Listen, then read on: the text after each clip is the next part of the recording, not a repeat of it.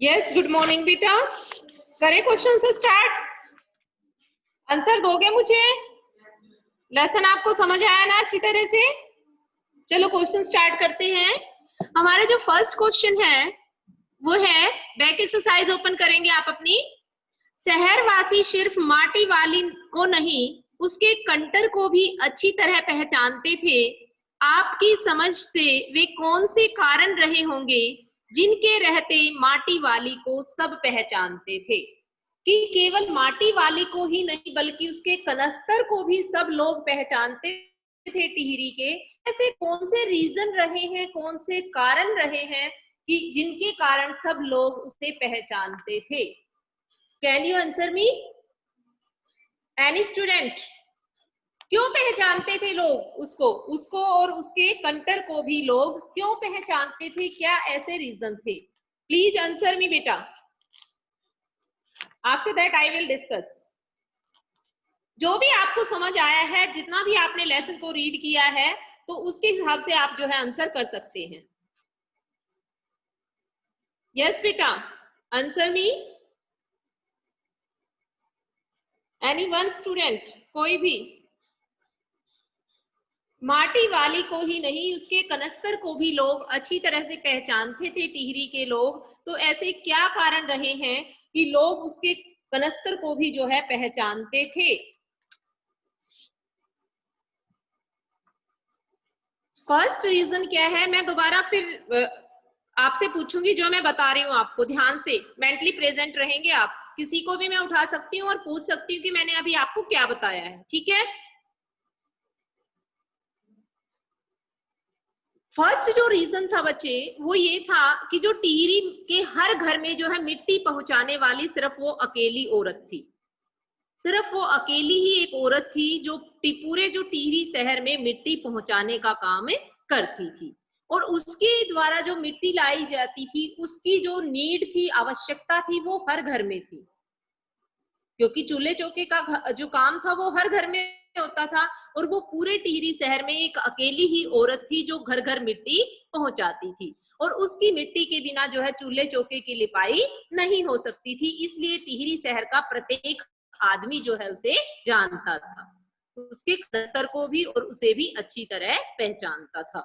दूसरा रीजन क्या था कि उसका कोई प्रतिद्वंद्वी नहीं था। मतलब उसके सामने, मतलब मिट्टी बेचने का कोई भी दूसरा आदमी काम नहीं करता था।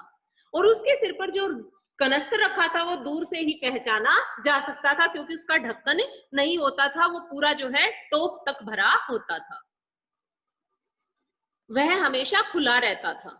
उसका बिना ढक्कन का उसका कनस्तर होता था और वो पूरा फुल रहता था। और इसी कारण जो है काफी पुराने समय से, काफी वर्षों से वो जो है टिहरी शहर के लोगों की सेवा कर रही थी। काफी दिनों से वह यह काम कर रही थी। दूसरा रीजन क्या है कि उसका कोई प्रतिद्वंद्वी नहीं था। वो शहर में अकेली थी जो मिट्टी का काम करती थी। और लोग उसकी मिट्टी के बिना जो है, लाल मिट्टी के बिना गुजारा नहीं होता था, सब मिट्टी की आवश्यकता होती थी। इसलिए जो शहरवासी हैं उसको ही नहीं, माटी वाले को ही नहीं, उसके कनस्तर को भी अच्छी तरह पहचानते थे। क्लियर? क्लियर है बेटा? Any doubt? सेकेंड क्वेश्चन देखिए। माटी वाली के पास अपने अच्छे या बुरे भाग्य के बारे में ज्यादा सोचने का समय क्यों नहीं था? कल ही मैंने आपसे डिस्कस किया था ये क्वेश्चन कि माटी वाली के अपने अच्छे या बुरे भाग्य के बारे में ज्यादा सोचने का समय क्यों नहीं? दे सकते हो बेटा आंसर? क्यों नहीं था उसके पास अपने अच्छे और बुरे भाग्य के बारे में सोचने का समय? वो ऐसा क्यों नहीं सोचती थी कि जैसे किसी मालकिन के घर जाती है कि कितने जो आराम से रह रही है और मेरे को मिट्टी ढोनी पड़ रही है, मेरे भाग्य में पता नहीं क्या लिखा है। तो उसकी इस टाइप की थिंकिंग क्यों नहीं थी? क्यों नहीं थी? तो ऐसा नहीं सोचती थी वो। क्या रीजन था? एक घर की मालकिन ने माटी वाली को भाग्यवान बताया। वो कहती तू भाग्यवान के टाइम आई है, पढ़ा हमने। तो एक मालकिन है वो माटी वाली को क्या कहती है कि तू बड़ी भाग्य है। तो वह सोचती जैसे मिट्टी सभी घरों में पहुंचाने के बाद वो सोचती थी कि अपने बूढ़े पति के लिए वह क्या बनाएगी, क्या खिलाएगी, फिर वो उसमें व्यस्त हो जाती थी। मिट्टी शाम के बाद मिट्टी जो है घरों में देने के बाद वो उसमें व्यस्त हो जाती थी, और यदि वह अपने भाग्य के बारे में सोचने बैठती तो उसका काम ही जो है पूरा नहीं होता। ठीक है, हाँ जी, ये क्वेश्चन तो आपको बताओगे बेटा, भूख मीठी की भोजन मीठा। चलो बताओ क्यों होती है भूख मीठी, रीजन बताइए मुझे, भूख मीठी की भोजन मीठा। चलो बेटा स्टैंड अप।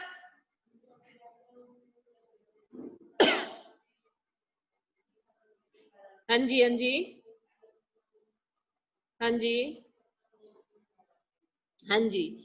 तो क्या कहा है कि जो भूख है वो मीठी होती है, भोजन मीठा नहीं होता। तो क्यों, इससे ये क्या अभिप्राय है कि जब हमें भूख लगती है तो सबसे पहले हम सोचते हैं कि भूख शांत करें, पहले हम स्वाद नहीं देखते खाने का, पहले अपनी भूख शांत करने की सोचते हैं। देखिए जैसे आप खाना नहीं लेकर आए स्कूल में और आपको पूरी तेज भूख लगी है, जैसे ही आप घर पहुंचते हो तो मम्मा को बोलोगे, मम्मा ये नहीं पूछोगे क्या बनाया है, जल्दी से खाना लेके आओ बस। तो भूख मीठी हुई या भोजन मीठा हुआ, भूख मीठी होती है ना। तो सबसे पहले जब हमें भूख लगी होती है तो हम सोचते हैं कि हम अपना भूख शांत करें, पहले स्वाद तो बाद की बात है। तो इसलिए कहा गया है कि जो है भूख मीठी होती है, भोजन मीठा नहीं होता। जब हमें भूख लगी होती है तो सबसे पहले हम अपनी भूख को शांत करने की कोशिश करते हैं, हम स्वाद की परवाह नहीं करते। लेकिन जब हमारा पेट भरा हुआ होता है तो हम अपना टेस्ट देखते हैं, स्वाद देखते हैं कि मेरे टेस्ट के अकॉर्डिंग अगर चीज है तो मैं थोड़ा सा ले लेती हूँ, अगर नहीं है तो मैं नहीं खाऊंगी। तो इसलिए जो है यदि भूख लगी है तो हमें रूखे सूखे भोजन में भी मिठास का अनुभव होता है। नेक्स्ट क्वेश्चन बेटा, क्वेश्चन नंबर 4, पुरखों की गाढ़ी कमाई से हासिल की गई चीजों को हराम के भाव बेचने को मेरा दिल गवाही नहीं देता। मालकिन के इस कथन के आलोक में विरासत के बारे में अपने विचार व्यक्त कीजिए कि जो हमारे पास पूर्वजों की चीजें हैं, प्रॉपर्टी है, हम उसको कितना संभाल कर रखते हैं, इसके बारे में जो है इस क्वेश्चन में पूछा गया है। तो मालकिन क्या कहती है कि मैं अपने पूर्वजों की गाढ़ी कमाई से हासिल की गई चीजों को हराम के भाव नहीं बेचूंगी, क्योंकि उन लोगों ने अपने खून पसीने की कमाई से 2-2 पैसे बचाकर इन चीजों को खरीदा होगा, इसलिए वह कांसे और पीतल के बर्तनों को भी संभाल कर रखती है। उसे इन चीजों से क्या है, बहुत लगाव है। अपने पूर्वजों की निशानी समझकर वह इन चीजों को संजोकर रखना चाहती है, एक यादगार बनाकर रखना चाहती है। पीढ़ियों से चली आ रही धरोहर विरासत के नाम से जानी जाती है। जो पीढ़ियों से हमारे पास चीज चली आ रही है उसको कहते हैं हम धरोहर। हमें इसका महत्व समझना चाहिए। कुरुक्षेत्र यूनिवर्सिटी में देखा है किसी ने धरोहर को, कितनी सारी चीजें रखी हुई है वहां पे, पुरानी जो हमारी चीजें हैं, बहुत सारी चीजें रखी हुई है। कभी अब अगर आप जाओ तो धरोहर के आना, जो भी हमारी पुरानी चीजें हैं, पूर्वों की बहुत सी चीजें रखी हुई है। यहाँ पर कुरुक्षेत्र यूनिवर्सिटी अलग से कैंपस बना हुआ है धरोहर के नाम से। अगर आप देखोगे तो आपको सारा ना जो पुराना कल्चर है वहां दिखाई देगा, सारी पुरानी संस्कृति। जैसे हमारी ये चक्की होती थी हाथ की, वो भी रखी हुई है। जैसे अब हमने सांझी वगैरह लगाई हुई, सब वहां अलग से मतलब प्रिपेयर, जो भी पुराना सामान था लोग जो है डिपॉजिट करवा चले जाते हैं, उनके लिखे होते हैं उस पर कि कहाँ से कौन डिपॉजिट करवा गया है। यहाँ पुरानी चीजें जो भी है, जो अब हमें दिखाई ही नहीं देती। तो धरोहर क्या होती है बेटा, जो पूर्वजों की चीजें हम संभाल कर रखते हैं, संजो कर रखते हैं, वो है हमारी धरोहर। हमें पूर्वजों से मिली धन संपत्ति का आदर करना चाहिए, सम्मान करना चाहिए, उन्हें व्यर्थ नहीं गंवाना चाहिए। ये नहीं है कि ये यूजलेस है हमारे लिए, तो हमें जो है उसे संजोकर रखना चाहिए। ऐसा करने से उनके प्रति हमारा सम्मान और आदर की भावना प्रकट होती है कि हम अपने पूर्वजों की चीजों को संजोकर अगर रखते हैं तो हम उनके प्रति जो है आदर और सम्मान की भावना रखते हैं अपने पूर्वजों के प्रति, कि पता नहीं उन्होंने दो दो पैसे जोड़कर किस तरह इस चीज को बनवाया होगा और आज हम इसे ऐसे ही वेस्ट कर रहे हैं। तो ऐसा नहीं करना चाहिए। हमें अपनी प्रॉपर्टी का पूर्वजों से धरोहर हमें मिली है उसे संजोकर रखना चाहिए, उसका सम्मान करना चाहिए। यहाँ जो है लेखक ये कहना चाहता है। नेक्स्ट क्वेश्चन, क्वेश्चन नंबर 5 देखेंगे बेटा। इन क्वेश्चनों में से मैंने आपसे पूछने हैं अब क्वेश्चन, ठीक है। पहले मैं आपको रोटियों का इस तरह हिसाब लगाना मजबूरी को दिखाता है। वो एक रोटी अपने पल्लू से बांध लेती है, एक रोटी चाय के साथ निगल लेती है, फिर जब दूसरे घर की मालकिन उसे 2 रोटियां देती है तो उनको भी जो है रख लेती है। तो ऐसे रोटियों को रखना को दिखाता है। क्या ऐसी कि वो अपना पेट भी नहीं भर के उन रोटियों को रख लेती है, क्यों? हाँ जी, आप तो कह रहे थे मैम लेसन क्लियर है हमें। क्यों रख लेती हो रोटियों को? यस आप बताओ बेटा। थर्ड बेंच उधर ब्लैक टी शर्ट डाली हुई जिसने, यस बताओ क्यों रख लेती है बेटा वो रोटियों को? थोड़ा सा मास्क हटा के बोलो। Very good. हम्म हम्म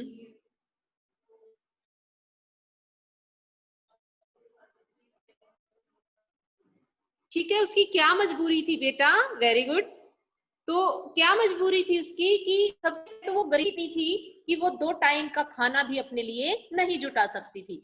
सुबह से शाम तक काम करके भी वो 2 टाइम की रोटी नहीं जुटा सकती थी। गरीब कारण थी कि वो अपने पति रखती है। जो पति है उसका वो बीमार है, वो जो है 4-5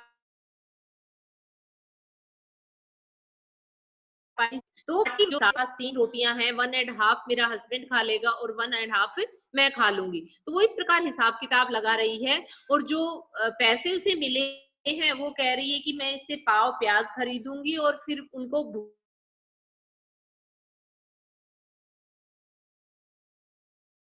भूनकर जो है अपने परोसना। तो कहती है ऐसी हिसाब किताब लगा रही है वो, तो इसलिए लगा रही है कि वह गरीब है, आर्थिक रूप से वह कमजोर है। और जो है रोटी जुटाना, 2 वक्त की रोटी जुटाना भी उसके लिए एक चुनौती है। वह कड़ी मेहनत करती है लेकिन उससे भी जो है जो भी कमाई होती है वह अपने पेट की आग को बुझाने का प्रयास करती है। जब भी उसे 2 से अधिक रोटियां मिलती है तो वह हिसाब लगाने लग जाती है कि वह कितनी रोटियां स्वयं खाएगी और कितनी रोटियां अपने पति को देगी, ताकि दोनों का पेट भर सके। नेक्स्ट क्वेश्चन बेटा, क्वेश्चन नंबर 6 पे चलते हैं हम। आज माटी वाली बूढ़े को कोरी रोटियां के आधार वाली की को अपने शब्दों में लिखिए। कि वो कहती है कि आज मैं अपने बूढ़े को कोरी रोटियां नहीं दे दूंगी, तो किस प्रकार की इमोशंस हैं उसके अंदर, किस प्रकार के भाव हैं उसके अंदर। तो माटी वाली का जो पति है वो बूढ़ा और कमजोर है, इस कारण वह काम नहीं कर सकता। माटी वाली को ही सारा दिन कड़ी मेहनत करके दोनों का पेट भरने का इंतजाम करना पड़ता है। उस दिन उसको 3 रोटियां मिल गई थी, इसलिए वह बहुत खुश थी कि आज वह अपने बूढ़े को सूखी रोटी नहीं देगी। मिट्टी बेचने से उसे कुछ पैसे मिले थे। वह यही सोचती जा रही कि जल्दी जाकर और उसके साथ जो है अपने बूढ़े को रोटियां परोसूंगी। माटी वाली का जो बूढ़ा है वो उसके प्रति स्नेह एवं लगाव का आभास करेगा कि जब मैं उसे सब्जी के साथ रोटियां दूंगी तो उसे भी जो है मेरे ऊपर स्नेह या प्यार का आभास होगा कि ये तेरी कितनी जो है केयर करती है। वह अपने पति का बहुत ध्यान रखती थी, उसे भरपेट भोजन खिलाना उसके लिए भाव था। इस प्रकार के भाव है वो व्यक्त के वो कहते हैं कि मैं आज खाली जो है रोटियां नहीं परोसूंगी।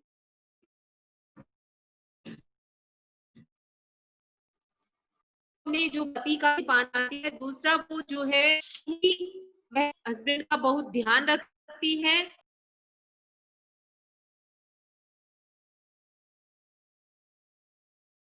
उजड़ जाए तो गरीब आदमी का क्या हो।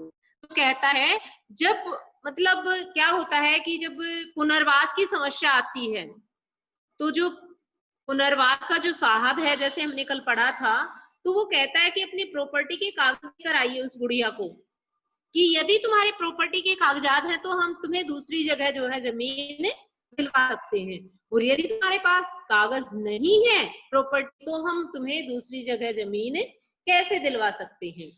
तो क्या है, यह सुनकर जो है चारों ओर हाहाकार मच जाता है। जो झुग्गी झोपड़ियों वाले लोग हैं जिनके नाम प्रॉपर्टी नहीं है, वो जगह जिनके नाम है तो वो जाएंगे, अब वो जगह तो उनसे खाली करवा ली जाएगी और दूसरी जगह उनको दी नहीं जा रही है, क्योंकि उनकी इस प्रकार जितने भी झुग्गी झोपड़ियों वाले लोग थे तो वहां हाहाकार मच जाती है कि भाई हम कहाँ जाएंगे, क्योंकि शमशान घाट तक बहकर आ जाता है। जब टिहरी बांध की 2 सुरंगों को रोक दिया जाता है तो पानी जो है शमशान घाट तक बहकर आ जाता है। तो माटी वाली अपनी झोपड़ी में बैठी यही कह रही है कि गरीब आदमी का शमशान नहीं उजड़ना चाहिए, अर्थात गरीब आदमी अपने स्थान से उजड़कर दूसरे स्थान पर बसने में समर्थ नहीं होता। अब की जो अमीर है बेटा और जिसके नाम प्रॉपर्टी है, जैसा मैंने पहले भी आपको बताया कि उसको तो सरकार भी मुआवजा देगी, ऑलरेडी उसके पास पैसे भी हैं, वो तो आराम से दूसरी जगह जाएगा। लेकिन जिसके नाम ना तो प्रॉपर्टी है ना उसके पास पैसा है, तो वो कहाँ जाएगा। माटी वाली का जीवन तो इस प्रकार का है कि वह प्रतिदिन जो है अपना 2 वक्त का गुजारा कर रही है, 2 वक्त की रोटी का गुजारा चल रहा है उसका, और अगर यहाँ भी पानी भर जाएगा तो वह अपना आजीविका कैसे चलाए। उसके पास अपने घर का तथा अपने माटा खाना का कोई भी प्रमाण पत्र नहीं है, तो इसलिए उसे मुआवजा भी नहीं मिल सकता। इसलिए माटी वाली की जो हालत है वह बहुत बुरी है। इसलिए माटी वाली जब उसका पति मर जाता है तो अपने घर के बाहर बैठकर कहती है कि गरीब आदमी का शमशान नहीं उजड़ना। ठीक है, विस्थापन की समस्या बेटा। नेक्स्ट क्वेश्चन है क्वेश्चन नंबर 8। विस्थापन की समस्या पर एक अनुच्छेद लिखिए। तो क्या होता है विस्थापन की समस्या, अपने घर और अपने स्थान को छोड़ना। जहां भी व्यक्ति रह रहा है अपने उस घर या स्थान को छोड़ना, और वह स्थान जहां भी आप रह रहे हो सबको बहुत प्रिय होता है अपने घर का, जहां भी आप रह रहे हो सबको ये होता है कि लगाव होता है उस चीज से जहां हम रहते हैं। तो कहता है कि उसे नहीं छोड़ना चाहते कोई भी लोग हैं जिनका भी जहां रिहायशी है, घर है, मकान है, कोई भी लोग उसे छोड़ना नहीं चाहते। कई बार तो ये हम दूसरी जगह भी खरीद लेते हैं मकान, फिर भी अपने पुराने मकान से कितना लगाव होता है, छोड़ते समय ये होता है कि नहीं, मतलब एक फीलिंग अलग ही आती है। तो कहता है यदि बिल्कुल ही छोड़ना पड़ जाता है, जैसे विस्थापन ना चाहते हुए भी, तो क्या जो है फीलिंग होती है। विस्थापन की समस्या पर अनुच्छेद आपने लिखना है। तो कहता है कि भारत और बांग्लादेश के बीच भी यही हुआ था। जब बांग्लादेश का निर्माण हुआ उस समय क्या हुआ था कि लाखों की संख्या में बांग्लादेशी जो लोग थे वो भारत से विस्थापित हो गए थे। जब बांग्लादेश बना तो क्या था कि भारत के लोग जो है बांग्लादेश में जो है वहां स्थापित हो गए थे, विस्थापित चले गए थे।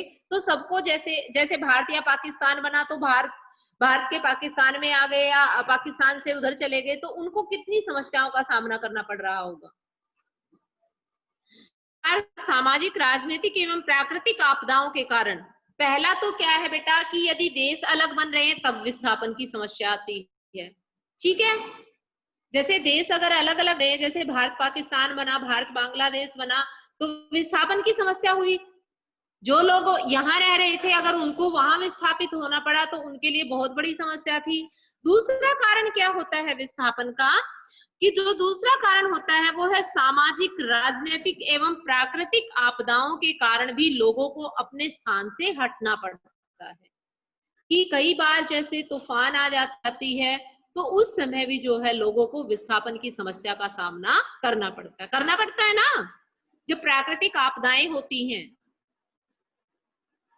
परंतु यह स्थिति स्थायी रूप से नहीं होती। बाढ़, तूफान, भूकंप आदि के कारण लोगों को विस्थापित होना पड़ता है, परंतु स्थिति सामान्य होने पर वे दोबारा अपने अपने स्थान पर चले जाते हैं। हालांकि लोगों का काफी नुकसान होता है प्राकृतिक आपदाओं के कारण। मनुष्य एक सामाजिक प्राणी है, वह हालातों को समझ सकता है। जैसे भी हालात है हम उनसे समझौता करना पड़ता है, वे उन्हें महसूस कर सकते हैं। इसी कारण वह विस्थापन की कल्पना से ही कांप उठता है। टिहरी गांव के डूबने के कारण लोगों को विस्थापित होना पड़ा। आज भी लोग सहमे हुए रहते हैं, वे उसे भूल नहीं पा रहे हैं। बूढ़े और गरीब लोगों के लिए पुरानी जगहों को छोड़ना अत्यंत कष्टदायी है। पुरानी जगह पर ये लोग अपने को सुविधाजनक स्थिति में पाते हैं, जबकि नई जगह पर जो है इन्हें कई प्रकार की मुश्किलों का सामना करना पड़ता है। कि जो हमारे घर के पूर्वज हैं, बड़े हैं, वो अपने आप को नई जगह में इतना जल्दी एडजस्ट नहीं कर पाते। युवा वर्ग तो फिर भी कर लेता है अपना फ्रेंड सर्कल बना के या कुछ भी, लेकिन जो हमारे पूर्वज हैं वे अपने आप को नई जगह में उनको जो है एडजस्ट करना इतना आसान नहीं होता, वे इतना कंफर्टेबल फील नहीं करते। माटी वाली पाठ में भी माटी वाली बुढ़िया अपने विस्थापन को लेकर चिंतित है। वह अपनी मालकिन से कहती है, ठकुराइन जी जो जमीन जायदादों के मालिक हैं वे तो कहीं ना कहीं ठिकाने पर ही चले जाएंगे, पर मैं सोचती हूँ मेरा क्या होगा, मेरी तरफ देखने वाला तो कोई भी नहीं है, मेरी तरफ तो देखने वाला कोई भी नहीं है। अर्थात यदि विस्थापन की स्थिति आ जाएगी तो मैं कहा जाऊंगी मेरे नाम तो कोई जमीन का टुकड़ा भी नहीं है। ठीक है, तो यहां तक आपके क्वेश्चन थे बेटा। करें अब डिस्कस, अब आप सुनाओगे मेरे को।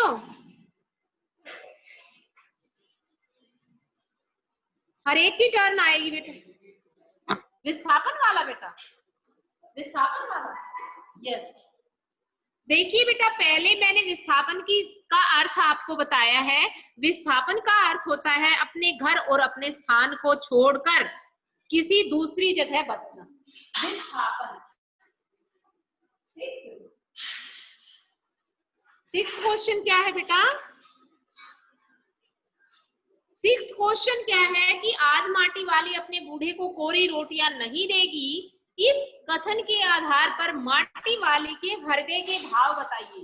तो वो उसके हृदय में किस प्रकार की भावना है, वो इस लाइन को सोच रही है, इसको बोल रही है।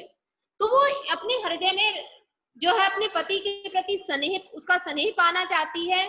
और दूसरा क्या है कि वह ये दिखाना चाह रही है, ये मतलब उसकी इस बात को सुनकर हमें ऐसा लगता है कि वह अपने पति का बहुत ध्यान रखती है, चाहे वो कुछ भी नहीं कमा पाता, असमर्थ है, लेकिन वो फिर भी उसकी बहुत केयर करती है, उसका स्नेह और उसका जो प्रेम है वो पाना चाहती है, वो भी बहुत केयरिंग है। ये भाव जो है उसके व्यक्त होते हैं। बाकी हम जो है क्वेश्चन से ही लाइन इसमें लिख सकते हैं। ठीक है, और एनी डाउट? हाँ जी, फिर मैंने सबकी टर्न लेनी है, अब सबसे सुनने यही क्वेश्चन जो मैंने अभी बताए आपको। अगर आपकी क्वेरी है तो आप बोल सकते हो बेटा। क्लियर? करें शुरू। क्वेश्चन नंबर 4, भूख मिटी की भोजन में, सॉरी, पुरखों की गाढ़ी कमाई से हासिल की गई चीजों को हराम के भाव बेचने का मेरा दिल गवाही नहीं देता। तो इसको मैंने बताया है कि यदि हम अपनी पूर्वजों की चीजों को संजोकर रखते हैं, संभाल कर रखते हैं, पता नहीं उन्होंने ऐसा जोड़कर अपनी पसीने की कमाई से कैसे उन चीजों को हमारे लिए संजोकर रखा है, यदि हम उन चीजों को संजोकर रखते हैं तो हम अपने पूर्वजों के प्रति सम्मान जो है, सम्मान का भाव व्यक्त करते हैं। यस बेटा, एक एक करके सारे बोले जाओ, सारे रिपीट करवा लेना, तब तक क्लास हो जाएगी। है फर्स्ट क्वेश्चन, फर्स्ट और सेकंड, शहरवासी सिर्फ माटी वाली को ही नहीं उसके कंटर को भी क्यों पहचानते थे? सबसे पहले तो वो काफी दिनों से टिहरी शहर में माटी लेकर आ रहे थे। पहला तो ये रीजन कि अब काफी, देखिए एक मान लो कोई भी वेंडर है तो काफी दिनों से वो आपके जो है मोहल्ले में आ रहा है कुछ भी बेचने, तो सभी लोग उसको पहचानने लग जाते हैं, होता है ना ऐसा। तो माटी वाली भी हम काफी दिनों से जो है माटी बेचने आ रही थी, तो इसलिए जो है सभी लोग उसे पहचानते थे क्योंकि वो काफी दिनों से वहां आ रही थी। दूसरा कोई भी जो है माटी देने वाला वहां नहीं था, कोई भी उसका मुकाबला करने वाला नहीं था कि कोई दूसरा माटी बेचने आता हो वहां पर। और तीसरा क्या है कि वह जो है उसका जो कंटर था वो पूरा भरा होता था और वो ऊपर से बिना ढक्कन का होता था, इसलिए जो है लोग उसके साथ साथ उसके कंटर को भी पहचानते थे। सेकंड क्वेश्चन, माटी वाली के पास अपने अच्छे या बुरे भाग्य के बारे में सोचने का समय क्यों नहीं था? क्योंकि वह सुबह अपने घर से निकलकर जाती थी और शाम को घर लौटती थी और सारा दिन माटा खाना से माटी खोदकर जो है टिहरी शहर में घर घर पहुंचाती थी, इसलिए उसके पास जो है अपने अच्छे और बुरे भाग्य के बारे में सोचने का समय नहीं था।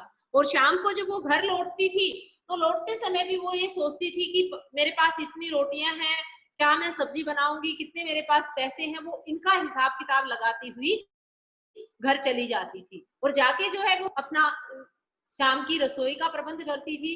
तो उसके पास समय ही नहीं था अपने अच्छे और बुरे भाग्य को सोचने का। क्लियर? यस, अब पूछे, आर यू रेडी?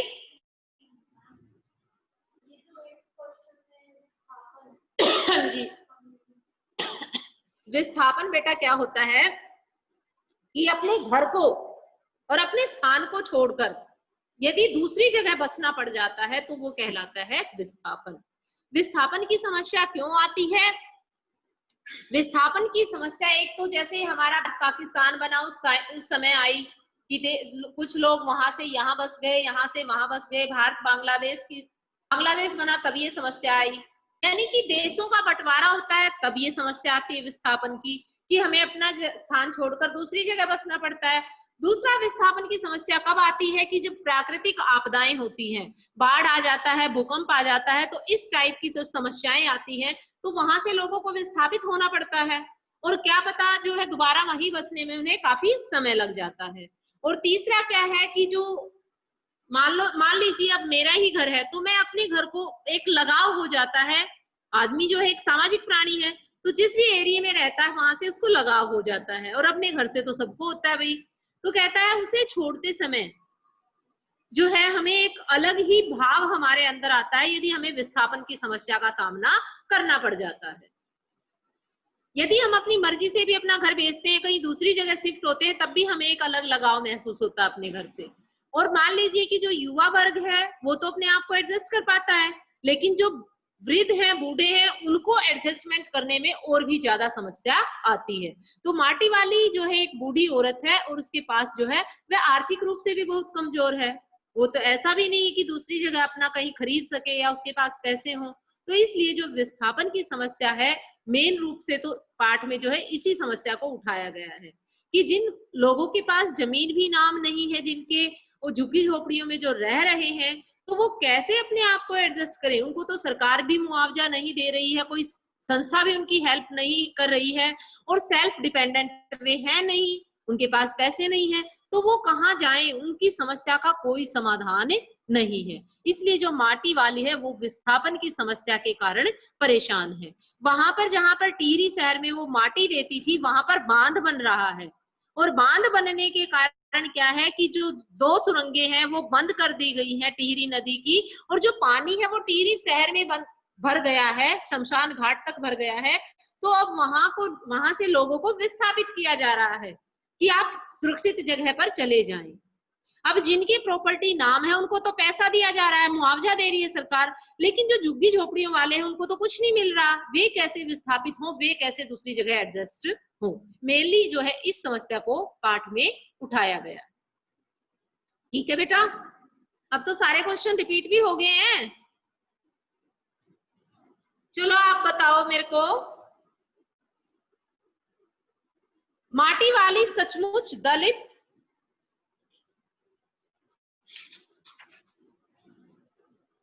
माटी वाली का रोटियों का इस तरह हिसाब लगाना उसकी किस मजबूरी को प्रकट करता है? आप बताओ बेटा। माटी वाली का इस तरह हिसाब किताब लगाना रोटियों का उसकी किस मजबूरी को दिखाता है?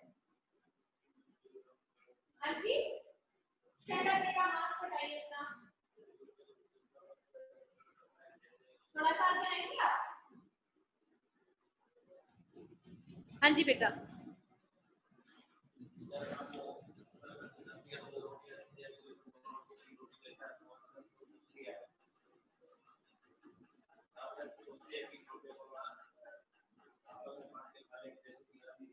हाँ जी,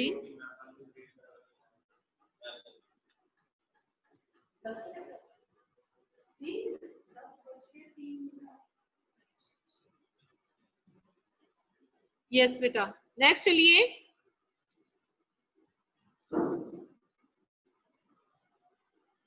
पुरखों की गाढ़ी कमाई से हासिल की गई चीजों को हराम के भाव बेचने का मेरा दिल गवाही नहीं देता। क्या नाम है बेटा आपका?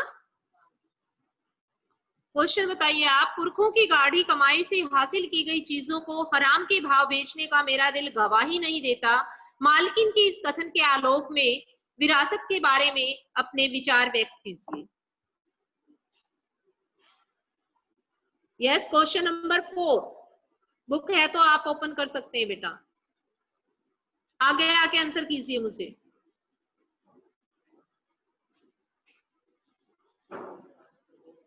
मास्क हटा के आंसर बोलिए बेटा, इधर आ जाइए थोड़ा सा। हाँ जी,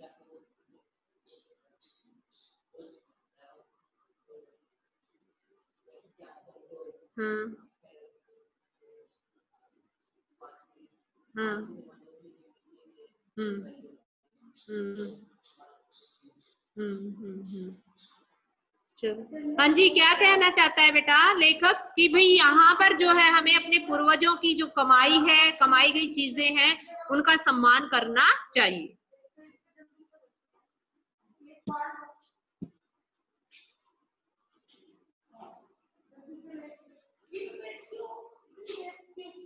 तो आज का बेटा जो मैंने वैसे पीडीएफ आपको सेंड किया हुआ है, ये लेसन आप अपना मंडे को नोटबुक यहाँ तक आप अपनी कंप्लीट करके लाएंगे और चेक करवाएंगे, ठीक है? माटी वाले के जो क्वेश्चन सर हैं वो कंप्लीट हो आपके, और यहाँ तक जो आपकी नोटबुक है वो कंप्लीट हो, ठीक है? सिलेबस हमारा कंप्लीट है, अब हम रिविजन स्टार्ट करेंगे, ठीक है? ऑल लेसन हमारे कंप्लीट हो चुके हैं। ग्रामर का हम करेंगे, इसके बाद ग्रामर स्टार्ट करेंगे।